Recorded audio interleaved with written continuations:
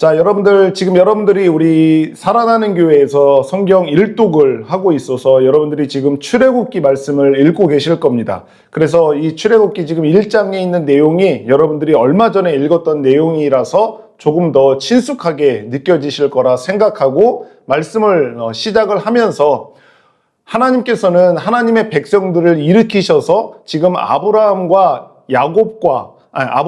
이삭과 야곱을 통하여 그리고 그의 자손인 요셉을 통하여서 이스라엘이라고 하는 하나님의 백성들이 애굽이라고 하는 나라에서 지금 살게 하셨던 겁니다.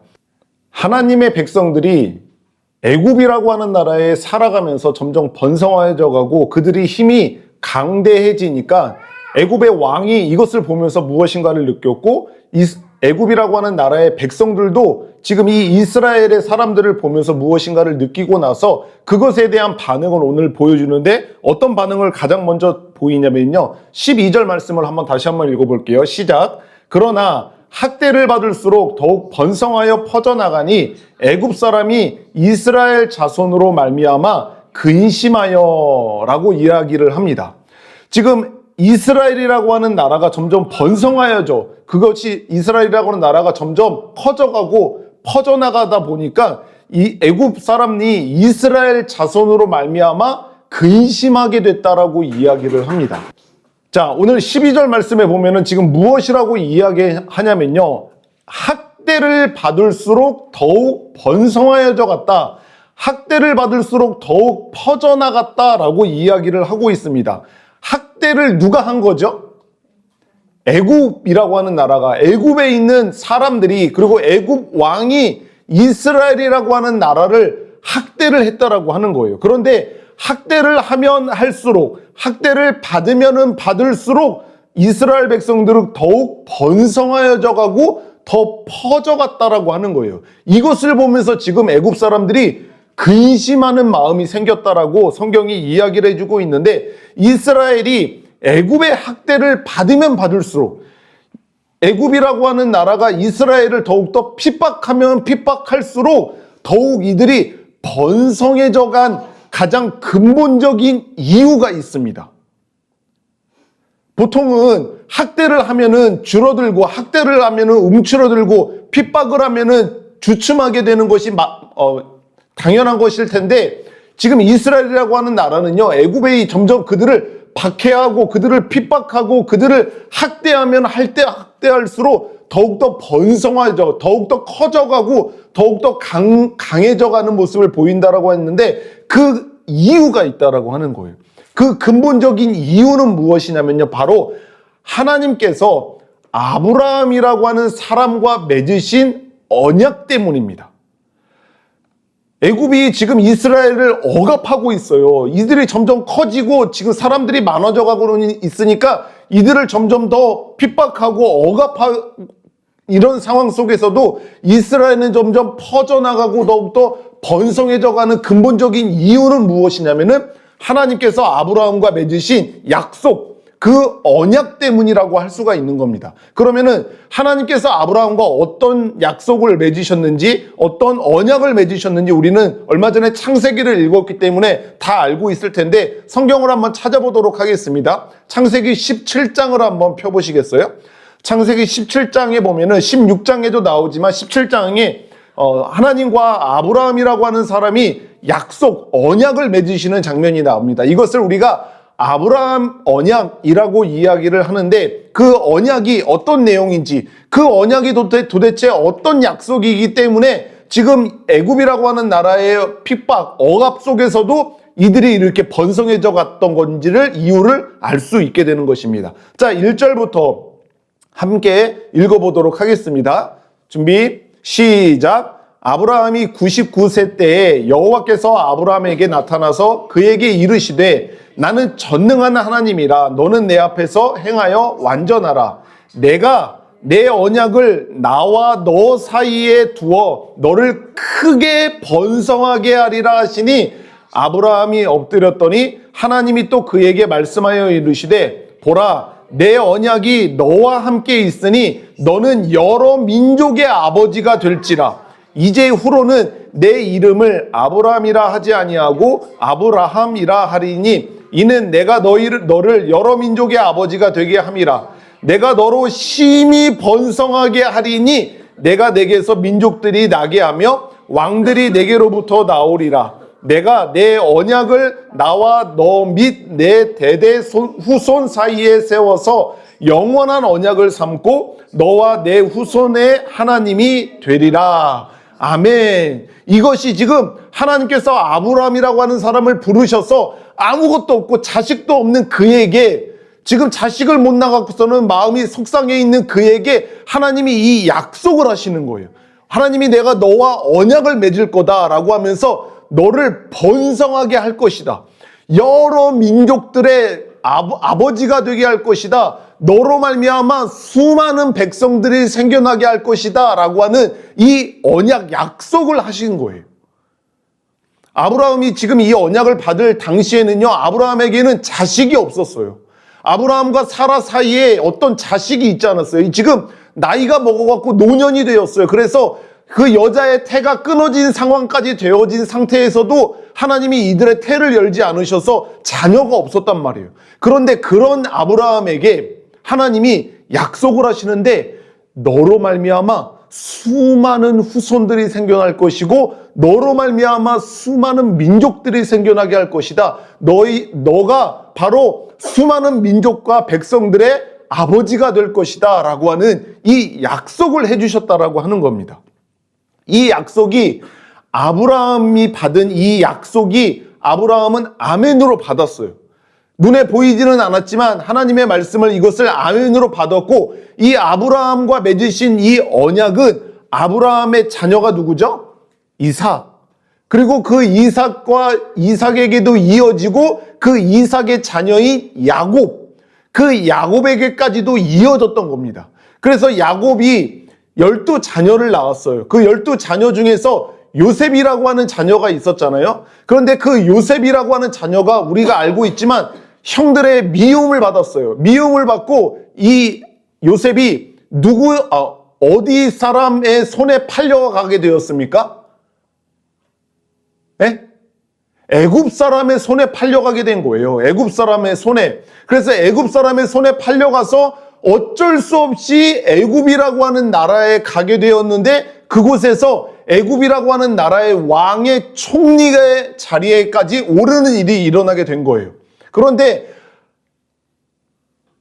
형들의 손에 의해서 지금 이들이 애굽이라고 하는 나라에 팔려갔단 말이에요. 요셉이 억지로 팔려간 거예요. 어쩔 수 없이 팔려간 거예요. 죽지 못해서 그곳으로 팔려갔단 말이죠. 그런데 그 요셉이라고 하는 사람이 애굽이라고 하는 나라에 혼자 거기에 팔려간 것은 형들이 그들을 팔아 넘겨서 애굽이라고 하는 나라에 간 것 같지만 그것은 진짜 그런 것이 아니라 이것을 계획하신 분이 있는 거예요. 그 계획하신 분이 누구냐면 바로 하나님이셨던 거예요.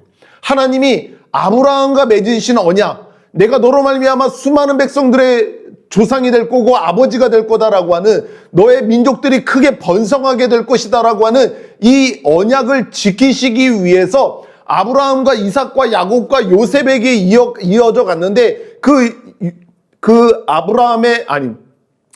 야곱의 자녀들이 지금 죽지 않고 그 민족이 큰 민족을 이루기 위해서 하나님께서 지금 요셉을 먼저 애굽이라고 하는 나라에 보내셨다라고 하는 것을 성경이 요셉의 말을 통해서 지금 우리들에게 알려주고 있습니다.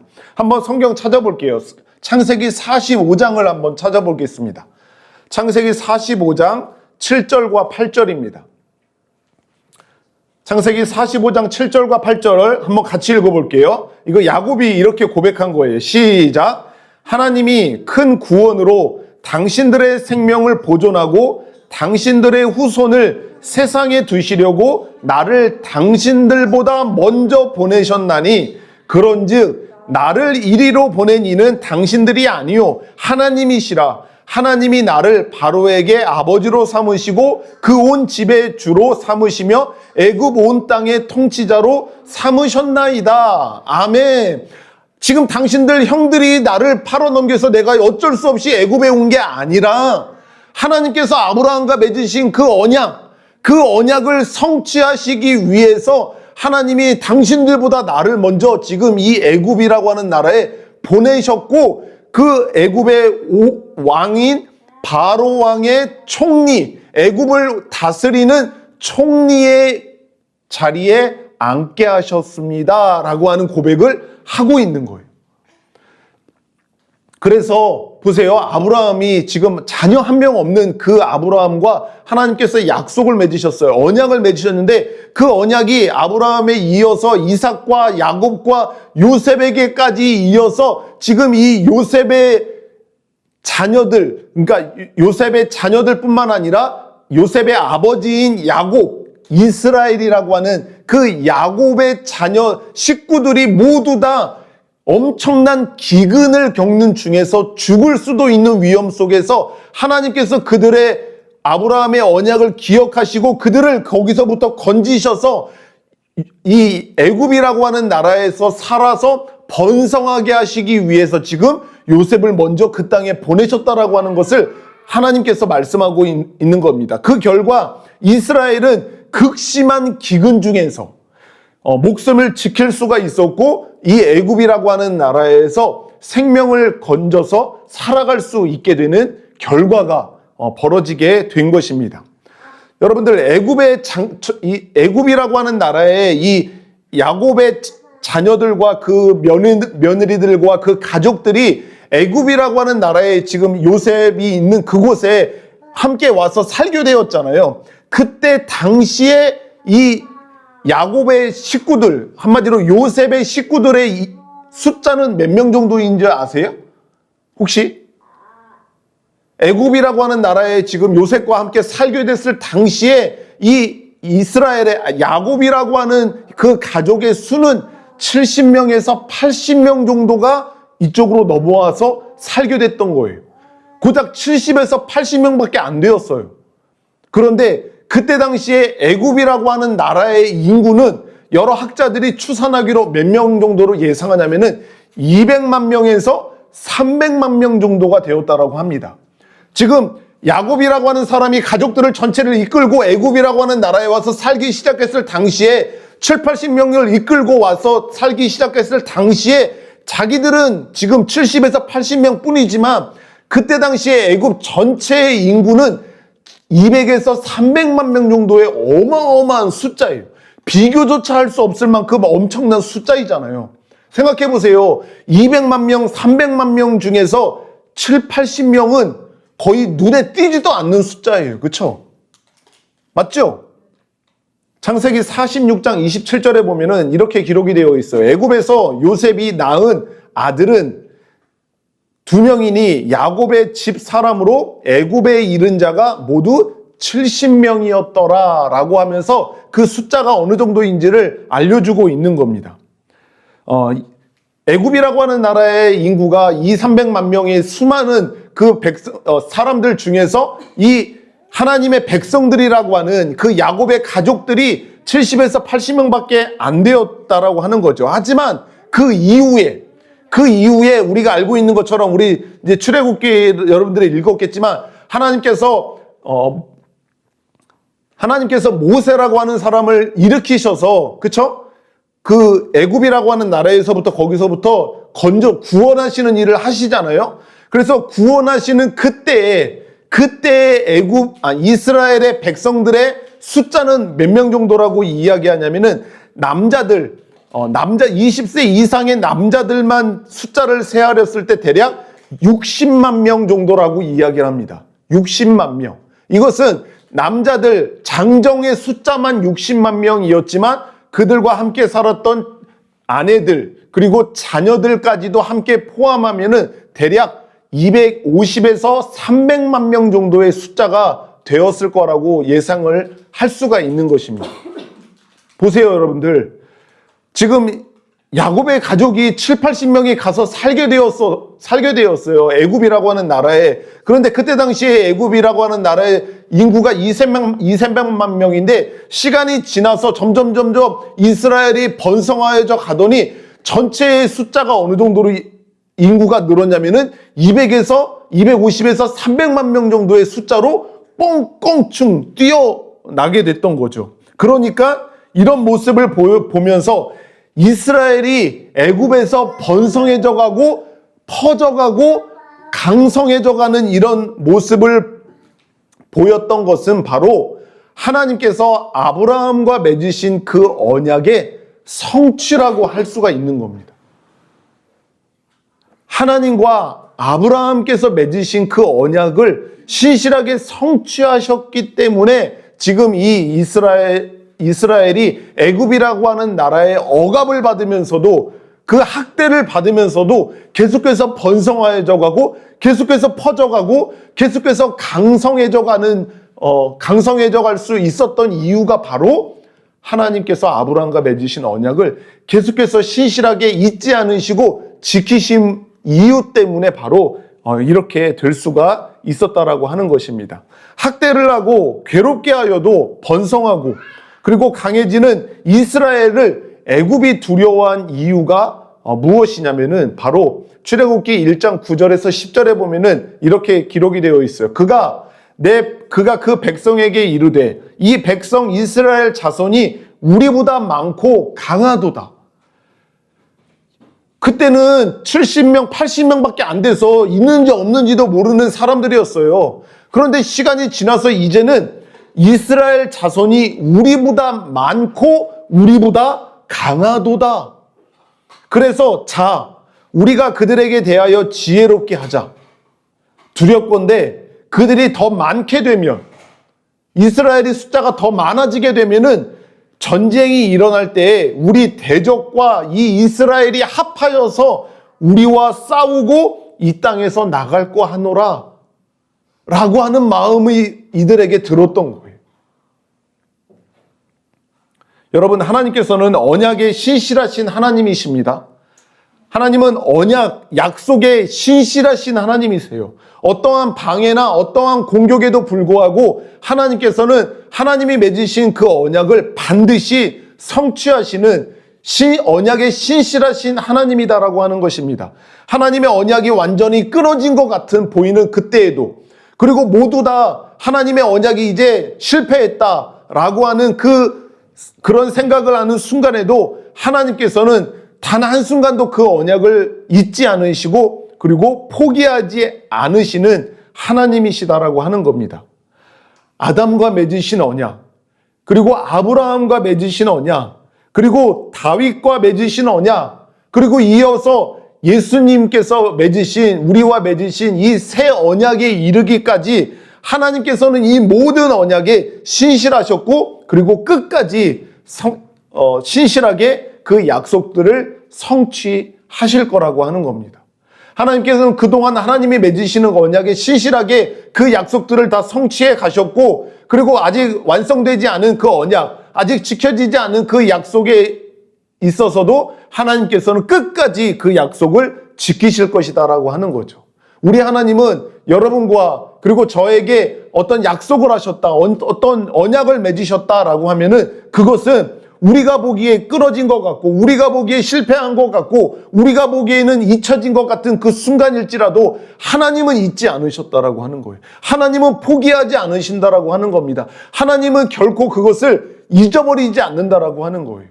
그래서 기억하시고 그것을 끝까지 성취하셔서 우리가 하나님과 함께 큰 영광을 얻게 하시는 하나님이다라고 하는 사실을 우리가 결코 잊지 않기를 바랍니다.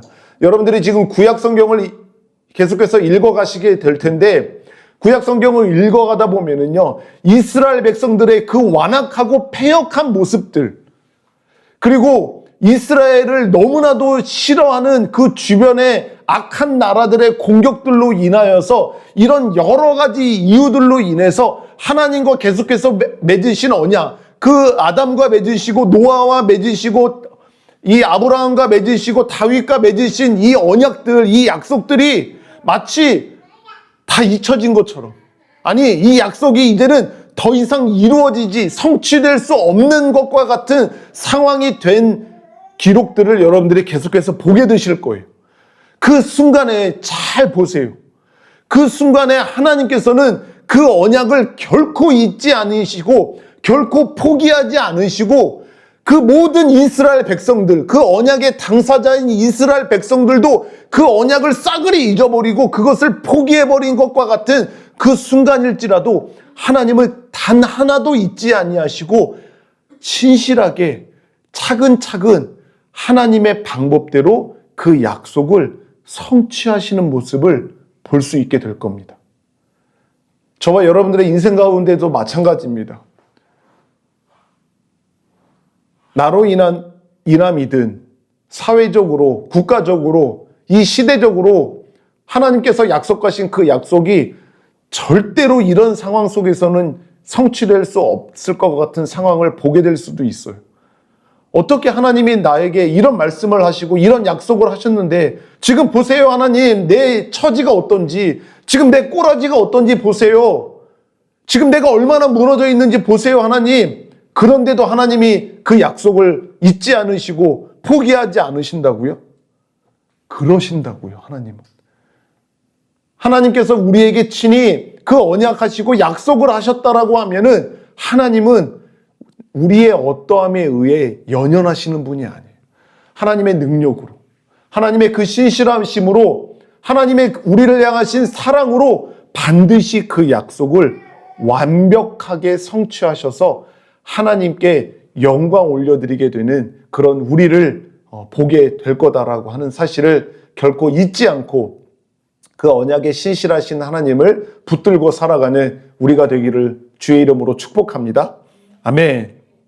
이렇게 언약에 신실하신 하나님으로 인한 결과가 지금 이스라엘 백성들에게 어떻게 일어나게 됐는지를 오늘 본문 13절과 14절에서 확인을 할 수가 있는데요. 보세요, 여러분들. 오늘 이 성경을 다시 한번 읽기 전에 지금 제가 이야기하는 것은 뭐냐면은 하나님께서 맺으신 언약, 하나님의 백성들과 맺으신 그 약속을 잊지 않으시고 신실하게 그 약속을 성취하신다라고 하는 거예요. 그 약속을 성취하시는 일은 하나님의 백성들, 그 언약의 당사자인 하나님의 자녀들에게 있어서는 좋은 일입니까? 좋지 않은 일입니까? 당연히 좋은 일이죠. 하나님께서 우리들에게 좋지 않은 것을 우리들에게 약속하시고 언약을 맺으실 리가 없잖아요. 그래서 하나님께서 신실하게 그 약속을 성취하시고 언약을 지키시는 일은 되게 좋은 일인데 하나님께서 지금 오늘 이 이스라엘 백성들에게 아브라함과 맺으신 언약을 잊지 않으시고 신실하게 이 약속을 성취하신 결과로 어떤 일들이 벌어지는지를 한번 보도록 하겠습니다. 13절과 14절입니다. 시작. 이스라엘 자손에게 일을 엄하게 시켜 어려운 노동으로 그들의 생활을 괴롭게 하니 곧 흙 이기기와 벽돌 굽기와 농사의 여러 가지 일이라 그 시키는 일이 모두 엄하였더라. 아멘. 어떠세요? 좋은 결과가 만들어졌습니까? 좋지 않아 보이는 결과가 만들어졌습니까? 좋지 않아 보이는 결과가 만들어진 거예요. 애굽이라고 하는 나라가 점점 하나님의 약속에 의해서 이들이 점점 번성해져 가고 강해지는 모습을 보면서 이스라엘 자손에게 일을 엄하게 시켰다라고 합니다. 일을 엄하게 시킬 뿐만 아니라 어려운 노동으로 그들의 생활을 괴롭게 했다. 흙을 이기게 하고 벽돌을 굽게 하고 농사 여러 가지 일들을 시켰는데 그 일이 모두 엄하였더라라고 말하고 있는 거예요. 하나님께서 언약에 신실하셔서 그 언약을 잊지 않으시고 그 언약이 성취된 결과로 이스라엘 백성들에게 벌어지는 일은 무엇이냐면은 바로 애굽의 왕과 백성들의 미움의 대상이 되게 된 겁니다. 이상하죠?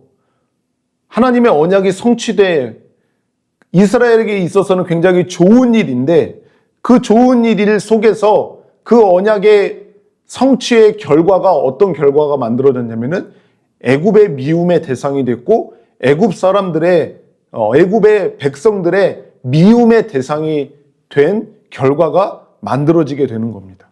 아브라함과 맺으신 하나님의 언약이 성취되면 성취될수록 애굽을 더욱더 애굽은 더욱더 이스라엘을 미워하게 되었던 겁니다. 애굽이 이스라엘을 두려워하고 미워하는 이유는 오로지 자신들의 생각, 자신들의 착각뿐이에요. 무슨 말이냐면은 아까 이야기했잖아요. 이스라엘 백성들이 점점 자기들보다 수가 많아지고 자기들보다도 강해지니까 자, 우리가 지혜롭게 하자. 지금 이스라엘 백성들이 이렇게 점점 퍼져나가는, 점점 강해지는 이 상황 속에서 우리가 정신 똑바로 차리고 우리가 지혜롭게 해야 돼. 왜냐면은 만약에 실제로 그런 이스라엘이 그런 마음과 계획을 갖는 게 아닌데도 불구하고 이들이 생각하기에 만약에 이스라엘이 전쟁이 났는데 우리 애굽이라고 하는 나라가 옆에 있는 어떤 나라와 전쟁이 났는데 우리보다도 숫자가 많아진 이스라엘 백성들이 우리의 대적들과 연합해서 우리와 싸우고 우리 애굽이라고 하는 나라에서 나가버리면은 큰일 나는 거 아니야. 그러니까 우리가 정신 똑바로 차리고 이 사람들을 괴롭게 해서 허튼 짓을 하지 못하게 만들어야 된다라고 이야기를 했잖아요. 이것은 이스라엘 사람들이 계획하고 의도한 일입니까? 이스라엘 사람들은 그런 거는 안중에도 없어요. 이스라엘 사람들은 그냥 하나님의 약속에 의해서 하나님의 명령을 따라서 하나님의 율법을 지키면서 그냥 하나님의 백성으로 그 애굽이라고 하는 나라에서 그냥 그렇게 살았을 뿐이에요. 살고 있었을 뿐인데 이 애굽이라고 하는 나라와 이 사람들은 자신들의 생각으로 자신들이 갖는 착각으로 이스라엘 백성들을 미워했던 거예요. 이스라엘 백성들을 싫어했던 거예요. 이스라엘이 그런 계획이라도 세우고 그런 마음이라도 조금 먹었으면 모르겠어요. 그런데 이 이스라엘 백성들은 그런 마음이 전혀 없어요. 그럼에도 불구하고 그런 낌새가 있었던 것도 아니에요. 그럼에도 불구하고 이 사람들은 자신들이 갖고 있는 생각, 그리고 자신들이 만들어낸 이 착각으로, 상상력으로 지금 이스라엘 백성들이 그렇게 할 거다라고 하면서 이스라엘 백성들을 미워했다라고 하는 거예요. 근데 이런 일은요, 있죠. 우리가 살아가는 우리들의 삶 속에서도 이런 일들이 굉장히 많이 벌어집니다. 하나님의 백성들이 있죠. 믿음을 지키고 신실하고 거룩하게 살아가려고 하는 그 하나님의 백성들을 싫어하는 이 세상들, 그리고 하나님의 백성들이 아닌 그들을 싫어하는 사람들의 생각은 이것과 똑같아요. 하나님의 백성들은 전혀 그런 마음이 없어요. 그런 의도가 없어요. 그런 생각이 전혀 없음에도 불구하고 이 세상 사람들은요, 그 하나님의 백성들, 하나님의 사람들을 보면서 자신들이 만들어낸 그 생각들, 자신들이 만들어낸 그 착각으로 하나님의 사람들을 미워하고 싫어하고 혐오해요. 그런 일들이 일어나게 되는 거예요. 괜히 모함한다라고 하잖아요. 그죠? 있지도 않고 없는 일들을 막 만들어내서, 그런 이야기들을 막 만들어내서 기독교인들, 교회 다니는 사람들, 크리스찬들, 이런 사람들을 싫어하는 그런 분위기들, 그런 생각들을 갖게 만드는 이런 일들이 지금 우리 주변에서도 일어나게 된다라고 하는 겁니다. 요한복음 15장 25절에 보면은 이런 말씀이 기록되어 있거든요. 그러나 이는 그들의 율법에 기록된 바, 그 유대인들이 갖고 있었던 그 하나님의 율법에 기록된 바, 그들이 이유 없이 나를 미워하였다라고 하는 이 말을 응하게 하려 함이라 라고 하는 말씀이 있거든요. 이거 무슨 말이냐면은 구약 성경에 기록된 말씀이 있었어요. 근데 그 말씀이 어떤 말씀이냐면은 시편 69편 4절 말씀이거든요. 여기에 뭐라고 기록이 되어 있냐면은 까닭 없이 나를 미워하는 자가, 이유 없이 나를 지금 미워하는 자가 나의 머리털보다 많고, 그리고 부당하게 나의 원수가 되어 나를 끊으려 하는 자가 강하였으니 내가 빼앗지 아니한 것도 물어주게 되었나이다 라고 하는 이 말씀이 있어요. 이것처럼 이유 없이, 까닭 없이, 특별한 어떤 이유가 없는데 나를 미워하고 싫어하고 나를 괴롭게 하는 일들이 있어서 지금 내가 이 일들로 인하여 괴롭다라고 하는 이 일이 바로 이 요한복음 15장에 하는 이 말씀이에요. 지금 나를 이유 없이 미워한다, 사람들이. 예수님과 그리고 그의 제자들을 이유 없이 지금 자신들을 미워하는 것을 보면서 이 시편에 기록된 이유 없이 나를 미워하게 될 거다라고 하는 그 말씀이 지금 이 시간에, 이 순간에 그 말씀이 이루어지고 있다라고 하는 것을 말해주고 있다라고 하는 거예요. 여러분, 지금 이 시대에요. 만약에 저와 여러분들이 예수님을 믿는 자들이 많이 생겨나는, 그리고 이 땅에 교회가 없는 곳에 교회가 세워지고, 그리고 더욱더 많은 교회가 세워지는 이런 하나님께서 주시는 놀라운 부흥이라고 하는 것을 우리는 다 소망하고 있죠. 그렇죠? 그런데 만약에 믿는 자들이 많아지고요, 그리고 교회가 많아지면 이 세상과, 그리고 이 세상에 살아가는 우리 주변의 사람들이 하나님의 사람들이나 그리고 교회를 존경하게 된다거나 사랑하게 될 거라고 하는 착각을 해서는 안 돼요. 다시 한번, 지금 우리가 지금보다도 훨씬 더 많은 숫자가 우리 대한민국의 크리스찬들이 늘어나, 지금 우리나라가 5천만 명이라고 한번 이야기를 한다면은 한 4천만 명이 다 크리스찬이 돼버렸어. 그리고 거의 모든 곳에 교회가 촘촘히 그냥 다 세워져서 수많은 교회가 늘어나. 그래서 이제는 우리나라는 정말로 많은 사람들이 교회를 다니는 사람들이고 믿는 사람이, 그런 일들이 생겨났어. 그러면은 우리나라 사람들이 교회 다니는 사람을 존경하고 교회를 더욱더 귀하게 여기고, 그리고 크리스찬들, 기독교인들을 더욱더 사랑하는 마음이 생겨나게 될 거다라고 하는 착각을 하는 경우들이 있어요.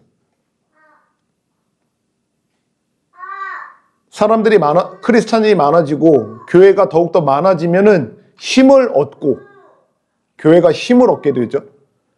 또 그 권력을 또한 얻게 되기도 하고, 또 그것을 통해서 얻은 많은 돈을 가지게 되면은 마치 이런 우리를 존경하고 우리를 사랑하고 우리를 아끼는 그런 세상이 될 거다라고 생각을 하게 될지도 모르겠어요. 그런데 결코 그렇지 않다라고 하는 거예요. 결코 그렇지 않다라고 하는 거예요. 초대교회의 시기에 우리도 성경을 통해서 알고 있지만 놀라운 부흥이 있었죠. 수십 명의 사람들이, 수백 명의 사람들이, 때로는 수천 명의 사람들이 일시에 예수 그리스도 앞에 나와서 그분을 주라 시인하는 놀라운 부흥의 역사가 초대교회 때 있었잖아요. 그런데 이 시기만큼 로마로부터 가장 극악한 핍박이 있었고 가장 많은 순교자가 나오게 된 때가 없습니다. 지금 조금 전에 말씀드린 것처럼 믿는 자가 엄청 많아지고 놀라운 부흥이 일어나게 되면은 이 세상이 우리를 사랑하게 될 거고 우리를 존경하게 될 거고 우리를 아낄 거라고 생각을 하는 착각을 하게 되지만, 초대교회 때의 모습을 보자고 하는 거예요. 그때 당시에 수많은 부흥의 역사가 있었음에도 불구하고 예수 그리스도를 믿는 사람들이 이곳저곳에 많아지게 되고 교회가 많이 세워지는 일이 일어나게 됐단 말이에요. 그런데 그때만큼 수많은 사람들이, 그리고 이 로마라고 하는 나라가 기독교를 가장 심각하게 핍박을 했을 뿐만 아니라 수많은 순교자들이 그때 당시에 나온 이 일이 일어났다라고 하는 거예요. 세상이 너희를 미워하면 너희보다 먼저 나를 미워한 줄 알라. 이것은 예수님이 하신 말씀이거든요. 세상이 지금 너희를 미워하고 있느냐? 그것은 너희가 미워서 그런 게 아니라 이 세상이 나를 미워하기 때문에 나를 사랑하고 나를 미워하는 너희도 미워하는 거다라고 하는 말씀을 예수님이 하신 거예요. 1907년도에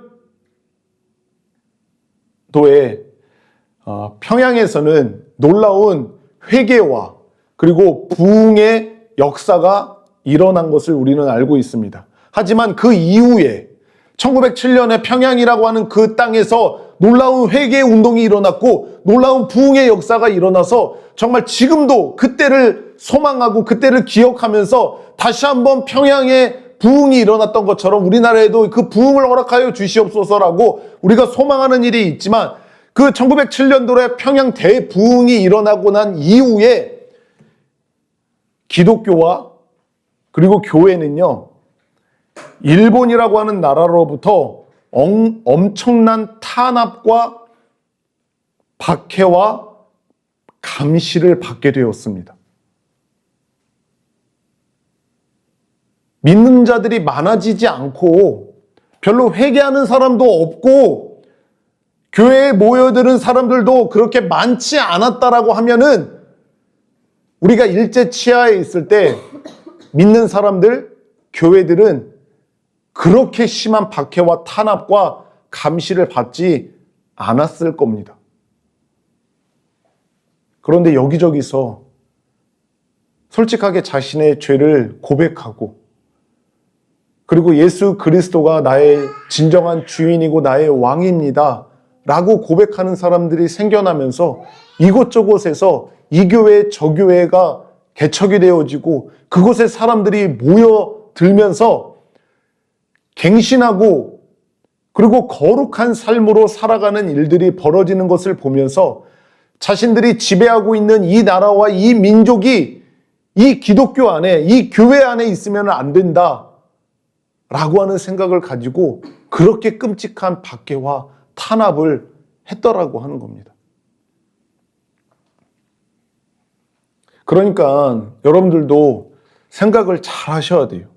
우리는 성경의 역사를 통해서도 배우지만 우리보다도 먼저 믿음의 삶을 살았던 그리고 우리보다도 먼저 이 놀라운 믿음의 역사를 경험했던 사람들의 일들을 보면서 우리들은 우리들의 생각을 어떤 마음을 갖고 생각해야 되는지를 배워야 한다라고 하는 거예요.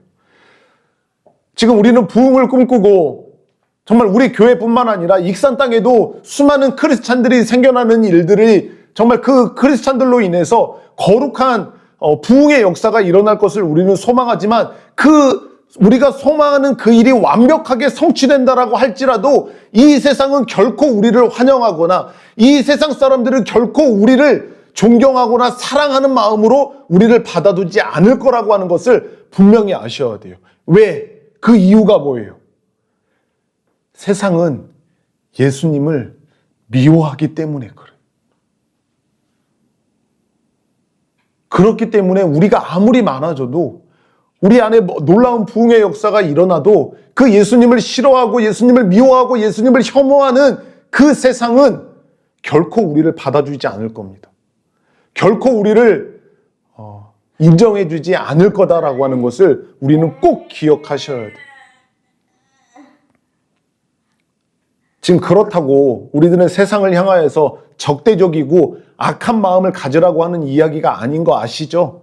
우리는 세상 사람들을 섬겨야 되고 이 세상을 하나님이 그렇게 사랑하신 것처럼 우리는 그들을 사랑해야 하는 거죠. 그 사랑의 가장 궁극적이고 가장 확실한 표현이 무엇이냐면은 복음을 전하는 일이지 않겠습니까?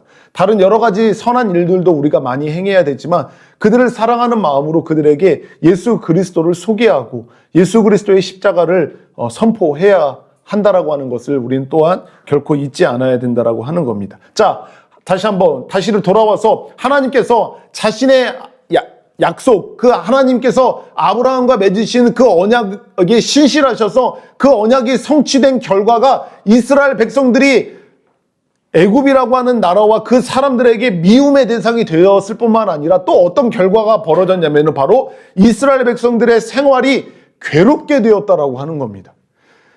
하나님의 언약의 성취가 되면 될수록 하나님께서 언약을 지키시면 지킬수록 이스라엘 백성들의 생활이 더욱더 어려워지게 되었다라고 하는 겁니다.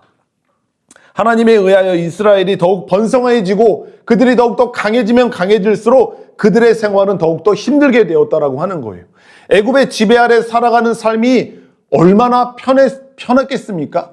여러분들 생각하시기에 출애굽하기 전에 애굽이라고 하는 나라에서 그렇게 그냥 살아가고 있었을 당시에 이스라엘 백성들의 삶이 편했으면 얼마나 편했겠어요. 그렇죠? 예. 지금 지배를 받고 있는 상황 속에서 편하면 얼마나 편했겠습니까? 그럼에도 불구하고 지금 하나님의 언약이 성취되면 성취될수록 여기에 힘겨운 노역이 더해지게 된 거예요.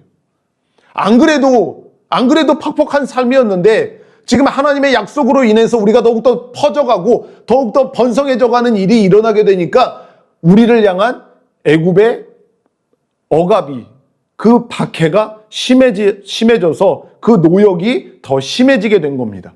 하나님의 백성이 되어서 그분의 손에 이끌려 애굽으로 왔는데 점점점 더욱 더 힘든 삶이 되게 되어진 것입니다. 이들은 그냥 그곳에서 할아버지가 그렇게 살았고 아버지가 그렇게 살았던 것처럼 그냥 애굽의 지배를 받고는 있지만 그곳에서 하나님의 백성들이라고 하는 타이틀을 가지고 하나님의 율법을 지키며 여호와 하나님을 예배하면서 그냥 그렇게 거기서 조용히 살고 있었을 뿐이에요. 그런데 그들의 삶은 점점 더욱더 힘들어지게 되었다라고 하는 것입니다. 출애굽기 5장에 보면은 이들의 삶이 얼마나 더 힘들어졌는지를 이야기를 하고 있는데 바로가 그날의 백성들의 감독들과 기록원들에게 명령했다라고 하는 거예요. 바로 애굽의 왕이 지금 그런 명령을 내리는 겁니다. 너희는 이스라엘 백성들에게 다시는 벽돌에 쓸 짚을 전과 같이 주지 말고 그들이 가서 스스로 짚을 줍게 하라. 또 그들이 전에 만든 벽돌 수요대로 그들에게 만들게 하고 감하지 말라. 그들이 게으름으로 소리질러 이르기를 우리가 가서 우리 하나님께 제사를 드리자 하나니 그 사람들의 노동을 무겁게 함으로 수고롭게 하여 그들로 거짓말을 듣지 않게 하라 라고 이렇게 명령하는 모습을 볼 수가 있는 거죠. 안 그래도 퍽퍽하고 힘든 삶을 살아가고 있었는데 하나님의 언약이 성취되면 성취될수록 우리의 삶이 더욱더 힘들어지게 되는 거예요. 안 그래도 지금 애굽이라고 하는 나라에서 자기들에게 시킨 일이 힘들어요. 벽돌을 만들어야 되고 그것을 매일매일 숫자를 채워야 되는 일을 감당하고 있어서 안 그래도 어려웠는데 지금 모세가 하나님의 명을 받아서 그 바로 왕에게 나아가서 이야기하는 거예요. 하나님께서 명령하셨습니다. 이스라엘 백성들을 보내십시오. 이스라엘 백성들이 이 애굽이라고 하는 나라에서 나가서 하나님을 예배하게 될 것입니다. 그러니까 당신은 이스라엘 백성들을 여기서 내보내십시오 라고 하는 말을 한 거예요. 그러니까 이 말을 듣고 이 애굽 왕이 화가 난 거죠. 어이가 없는 거예요. 이것들 일이 편한가 보구나. 먹고 살만한가 보구나. 그러니까 지금 하는 일에서 원래는 그 벽돌을 만드는데 짚을 섞어서 만드는데 그 짚을 그 애굽에서 공급해줬단 말이에요. 그런데 이제는 그 짚조차 주지 마. 그 알아서 구해서 그 짚을 만들라고 해. 라고 하는 거죠. 그리고 그 일을 같이 하니까 더 힘들어지는데 벽돌을 만드는 숫자를 줄이지 말고 똑같이 만들어 라고 이야기를 하는 거예요. 그러니까 이들의 생활이 얼마나 힘들어졌겠습니까? 죽을 맛이지 않았겠습니까?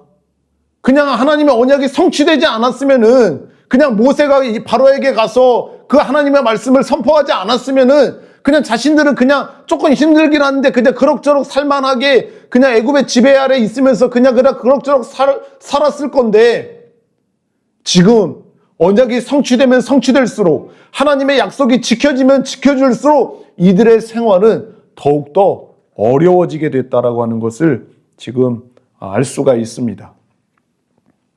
예수님께서 십자가에서 죽으시고 그리고 부활하셔서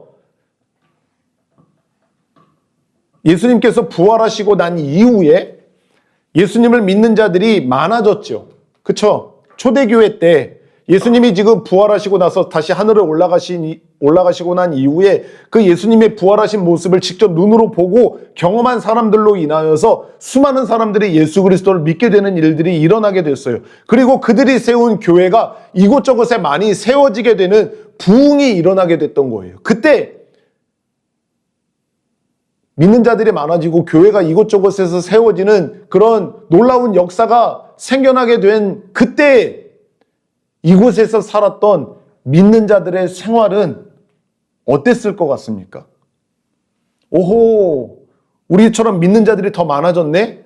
여기에도 생기고 저기에도 교회가 생기고 있네? 오호, 와, 이제 좀 살만해졌네? 이제 좀 살만해지겠네? 전혀 그렇지 않았습니다. 로마의 억압과 그리고 로마의 극심한 박해가 심해지면서 믿는 자들은요, 취업하기도 어려웠고요. 믿는 자들은 일을 하기도 어려웠고요. 예수님을 믿는 자들은 결혼도 쉽지 않게 되었습니다. 사회와 사람들로부터 부당한 대우를 받으며 어려워진 삶을 살아가게 되었어. 예수님을 믿고 난 이후에, 아니, 예수님을 믿는 사람이 점점 많아지면 많아질수록 내가 지금 살아가고 있는 이 사회에서의 나의 삶은 왠지 모르겠는데 점점 어려워지게 됐다라고 하는 거예요. 예수님의 부활이 있기 전에 예수님께서 그 십자가에서 죽으시고 그 부활하신 모습을 보기 전에는 그냥 그럭저럭 살만했을지도 몰라요.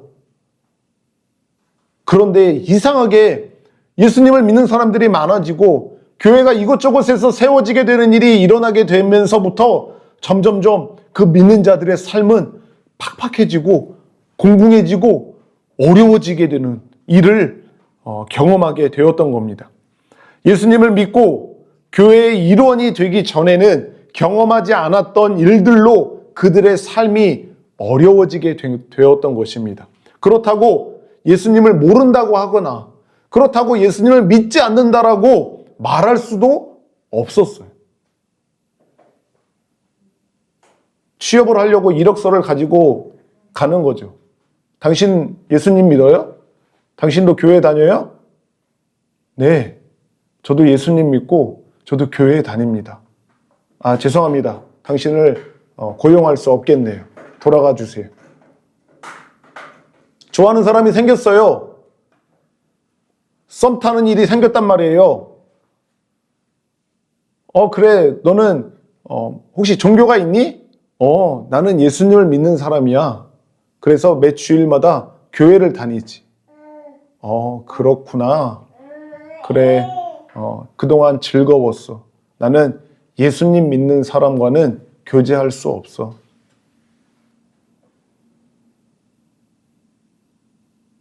여러 가지 사회로부터 그리고 함께 살아가는 주변 사람들로부터 부당한 대우를 받는 거예요. 예수님을 믿는다라고 하는 이유로. 교회를 다닌다라고 하는 이유로.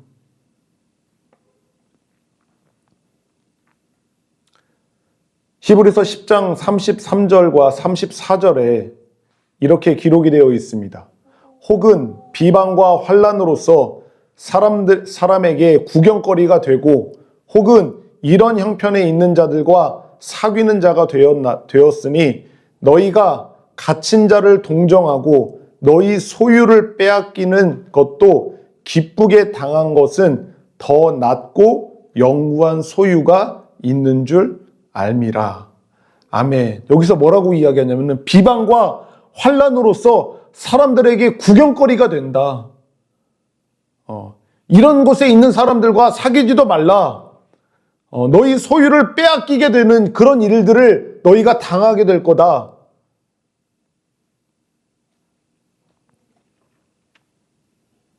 고린도전서 4장에는 바로 이 시각까지 우리가 줄이고 목마르고 헐벗고 매맞고 정처도 없고 또 수고하여 친히 손으로 일을 하며 모욕을 당한즉, 그러니까 예수님을 믿는다라고 하는 이유로, 예수님을 믿고 나니까, 예수님을 살아가는 사람이 되고 나니까 줄이고 목마르고 헐벗고 매맞고 갈 곳도 없고 사람들에게 모욕을 당한즉, 축복하고 박해를 받은즉 참고 비방을 받은즉 권면하니 우리가 지금까지 세상의 더러운 것과 만물의 찌꺼기같이 되었도다. 예수님을 믿고 나니까, 아니 믿음의 삶을 더욱더 살려고 하니까, 경건한 삶을 살려고 하니까 세상의 더러운 것과 만물의 찌꺼기같이 그렇게 낮아진 삶을 지금 살고 있다라고 하는 것을 이야기를 해주고 있는 겁니다. 자, 말씀을 마무리 할 텐데요. 믿음으로 살아가는 우리에게 고난과 시련이 더해지는 것은요, 우리가 제대로 믿음의 삶을 살고 있다라고 하는 증거인 줄 아시기를 부탁드립니다. 다시 한번요. 우리가 살아가는데 저와 여러분에게 예수님을 믿는다라고 하는 이유로, 경건하다라고 하는 이유로, 거룩한 삶을 살아간다라고 하는 이유로 우리에게 고난과 시련이 더해진다라고 하는 것은요, 우리가 그렇게 믿음의 삶을 제대로 살고 있다라고 하는 증거라고 하는 거예요. 하나님께서 기뻐하시는 성화의 삶을 제대로 지금 우리가 살아내고 있다라고 하는 분명한 증거가 되는 것입니다. 아멘. 네.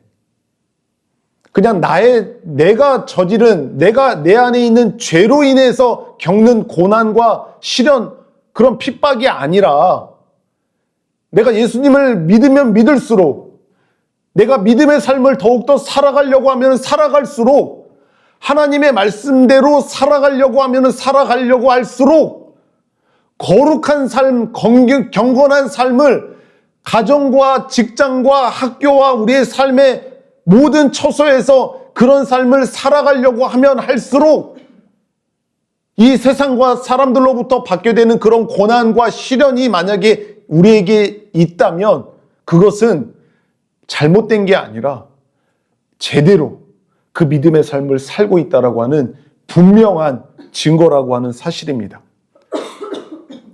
그러니까 그런 삶을 살아가는 우리에게, 믿음의 삶을 살아가려고 하면 할수록 고난받는 삶을 살아가는 우리들에게, 경건하고 거룩한 삶을 살아가려고 하면 할수록 세상 사람들이 나를 미워하고 나를 증오하는 그런 일들이 일어나는 것을 경험하는 우리들에게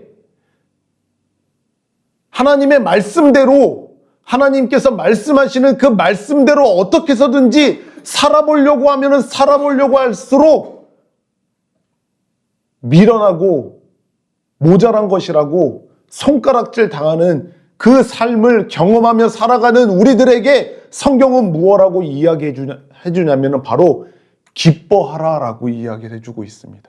기뻐하라. 우리 성경 하나 찾아보겠습니다. 베드로전서 4장을 한번 펴보실래요? 베드로전서 4장 12절부터 한번 봅시다. 베드로전서 4장 12절 한번 같이 읽어보겠습니다. 시작. 사랑하는 자들아, 너희를 연단하려고 오는 불시험을 이상한 일 당하는 것 같이 이상히 여기지 말고 오히려 너희가 그리스도의 고난에 참여하는 것으로 즐거워하라. 이는 그의 영광을 나타내실 때에 너희로 즐거워하고 기뻐하게 하려 함이라. 너희가 그리스도의 이름으로 치욕을 당하면 복 있는 자로다. 영광의 영 곧 하나님의 영이 너희 위에 계심이라.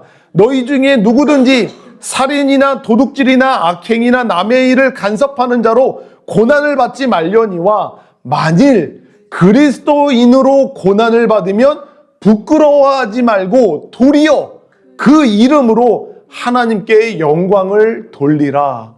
아멘. 아멘. 성경이 이게 우리들에게 지금 요구하고 있는 것입니다.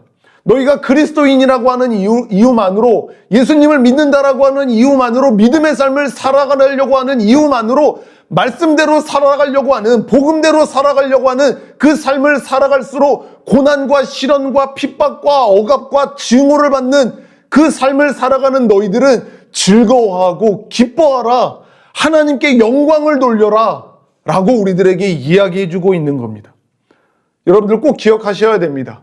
우리가 예수님을 믿는다라고 하는 이유만으로, 그리고 우리가 믿음의 삶을 살아가는 이유만으로 우리가 건강한 교회의 일원이 되면 될수록 우리들에게는 이 세상을 미워하는, 이 세상이 예수님을 미워하는 그것처럼 우리도 이 세상을 향하여서 그런 미움의 대상이 될 것입니다. 그리고 우리들은 믿음의 삶을 살아가려고 하면 살아갈수록 어쩌면 특별한 몇몇의 사람들을 제외해서는 우리들의 삶은 더 공공해지고 어려워질 수가 있다라고 하는 거예요. 그럴 때 이거 뭐지? 내가 그동안 오랫동안 들어왔던 것은 예수님 믿으면은 삶이 이제는 평탄해지고, 예수님 믿으면 이제 내가 부자가 되는 것이고, 예수님 믿으면 이제 내 앞에 꽃길만 펼쳐진다라고 그렇게 수많은 사람들에게 이야기를 들었는데, 도대체 이건 뭐지? 이거 내가 지금 뭐 잘못하고 있는 거 아닌가? 왜 내 앞에서만 지금 이런 일들이 벌어지는 거지? 이상한 일 당하는 걸로 여기지 말고 오히려 기뻐하라라고 말하고 있습니다.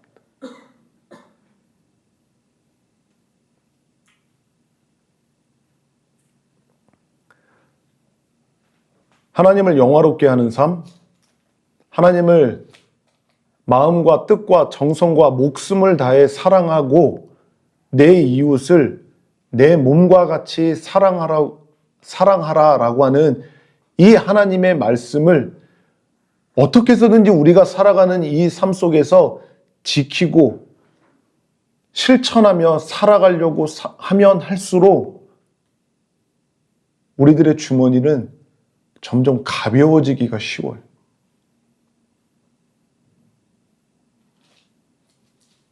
여러분들도 속지 않으셨으면 좋겠어요.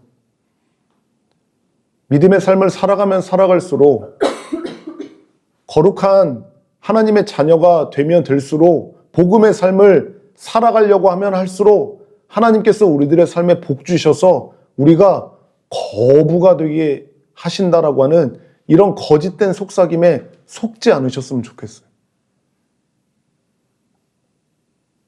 예수님을 잘 믿었는데, 믿음의 삶을 잘 살아갔는데 큰 부자가 되는 사람들이 있죠? 있어요. 부럽죠? 그것은 특별한 하나님의 복이에요. 특별한 사람들에게만 특별한 목적을 갖고 허락하시는 복이에요. 그에게 그것을 통해서 하나님께서 계획하시는 일을 하게 하시기 위해서 그렇게 하시는 것 뿐이지, 우리 모두가 그것이 마치 하나님께서 당연히 그런 복을 우리들에게도 주실 것이라고 기대했다라가는 큰 봉변을 당하게 될 겁니다. 깜짝 놀라게 될 거예요. 여러분들이 한번 보세요. 성경을 잘 주목해서 보세요. 믿음의 삶, 거룩한 삶, 말씀의 삶, 복음의 삶, 하나님을 사랑하고 이웃을 사랑하는 삶을 살아갔던 수많은 사람들의 그들의 형편이 어땠는지를 성경을 통해서 한번 보세요. 더 나아졌나요? 아니요. 그들의 삶은 더욱더 공공해졌어요. 그들의 육체는 더욱더 쇠하여져 갔다고요. 그들의 삶은 더욱더 어려워진 삶을 살았어요. 그렇지만 그들의 영은 성령으로 충만하여지고 그들의 마음은 하나님께서 주시는 평강과 기쁨으로 충만해져서 능히 기쁨으로 그 일들을 더욱더 감당하는 그런 모습을 우리가 볼 수 있지 않습니까? 그렇기 때문에 우리가 착각하지 마세요. 네. 믿음의 삶을 살아가고 하나님의 명령을 따라 살아가는 삶을 살아갈수록 우리들은 어쩌면 우리들의 삶이 조금 더 어려워질 수 있게 되는 거예요. 그런데 그 어려워진다라고 하는 그것이 세상 사람들, 물질주의적이고 그리고 성공주의의 삶을 살아가는 사람들의 눈에 보면은 우리들의 삶이 실패하게 보이는 삶일지를 모르겠지만 하나님이 보시기에는 결코 그게 실패한 삶이 아니다라고 하는 것을 우리를 꼭 기억해야 되는 거죠. 꼭 기억해야 되는 것입니다. 그것이 진정한 삶이고 그것이 진정한 복음의 삶을 살아간다라고 하는 것을 우리는 꼭 기억해야 돼요. 강명식이라고 하는 이 가수의 기뻐하라라고 하는 찬양이 오래전에 나왔었습니다. 그 기뻐하라라고 하는 찬양 가사가 이렇습니다. 기뻐하라 고난 더할수록, 기뻐하라 싸움 치열할수록, 기뻐하라 눈물과 인내로, 기뻐하라 뿌린 복음의 씨앗 넘치도록 거두게 하시리라. 기뻐하라, 기뻐하라.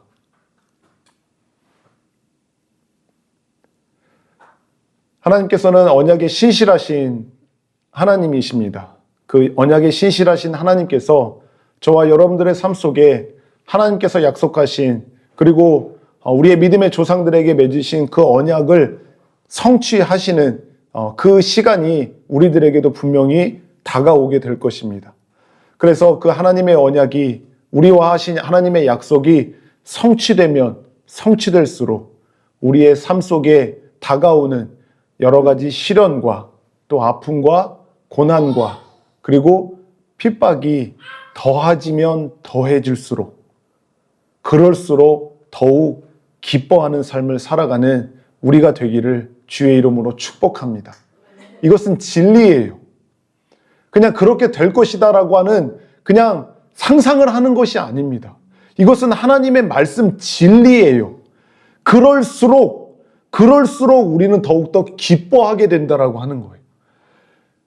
믿음 더할수록, 죄와의 싸움이 더욱더 치열해지면 치열해질수록, 이 세상 사람들과 이 세상이 우리를 미워하고 우리를 박해하면 박해할수록 이상하게 우리들의 마음은 더욱더 평안해지고, 이상하게 우리들의 마음은 더욱더 하나님의 영으로 인하여서 기뻐하고 즐거워하게 된다라고 하는 것은 진리인 것입니다. 그 하나님의 말씀을 결론으로 삼고 우리의 싸움 가운데 그 믿음의 싸움이 치열하면 치열할수록 세상이 우리를 향한 그 시련과 고난이 더해지면 더해질수록 하나님으로 인하여, 언약에 신실하신 그 하나님으로 인하여 더욱더 기뻐하며 이 삶을 하나님의 영광을 위해서 살아가는 저와 우리 모두가 되기를 예수 그리스도의 이름으로 축복합니다. 아멘.